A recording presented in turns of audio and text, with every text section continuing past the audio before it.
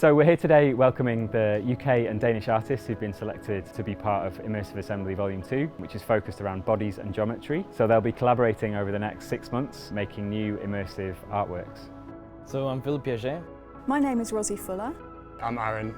I'm Hamada Imtiaz. My name is Davide Giraldini.